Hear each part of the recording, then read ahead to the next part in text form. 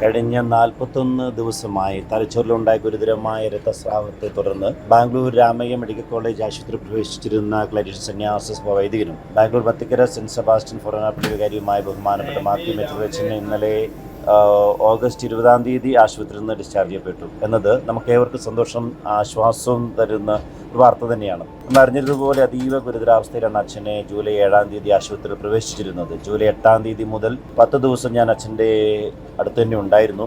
വൈദ്യശാസ്ത്രപരമായി അതിസങ്കീർണമായ ഒരവസ്ഥയിൽ നാനാദിക്കുകളിൽ നിന്നും ലഭിച്ച ദൈവത്തിൻ്റെ അതിശക്തമായ പ്രാർത്ഥനയാലാണ് ജൂലൈ 9-ാം തീയതി നടന്ന ദിവ്യകാരുണ്യ അത്ഭുതം കൊണ്ടുമാണ് അച്ഛന് സർജറി ചെയ്യാൻ സാധിച്ചത്.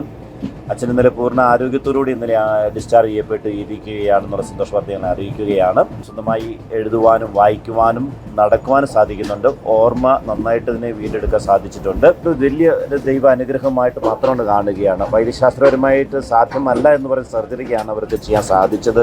അതിന് പ്രത്യേകമായി മാണ്ഡ്യ അധ്യക്ഷനും മാണ്ഡ്യ ജനങ്ങൾക്കും വത്തിക്കര ഫൊറോനാപ്പള്ളിയിലെ ജനങ്ങൾക്കും ക്ലരിഷ്യൻ സന്യാസഭയിലെ വൈദികർക്കും നാനാദിക്കുകളിൽ നിന്ന് ധ്യാന കേന്ദ്രങ്ങളിൽ നിന്നും മാധ്യമങ്ങളിലൂടെ ഒക്കെ വാർത്ത നന്നായിട്ട് തന്നെ പ്രചരിക്കുകയുണ്ടായി.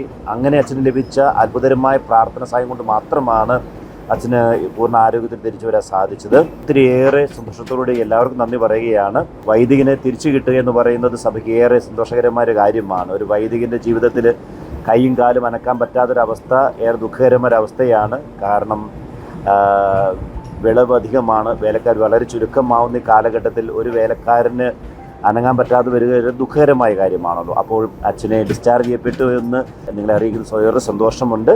തുടർന്നും പ്രാർത്ഥിക്കുക. അച്ഛൻ്റെ ഓർമ്മശക്തിയിൽ ചില സമയത്ത് ഒരു കണക്ഷൻ സിങ്കിങ് ഉണ്ട്. അത് തിരിച്ചു കിട്ടുവാനായിട്ട് തുടർന്ന് നിങ്ങളുടെ പ്രാർത്ഥന എല്ലാവരുടെയും പ്രാർത്ഥന ആവശ്യമാണ്. ഈശോ എല്ലാവരെയും അനുഗ്രഹിക്കട്ടെ.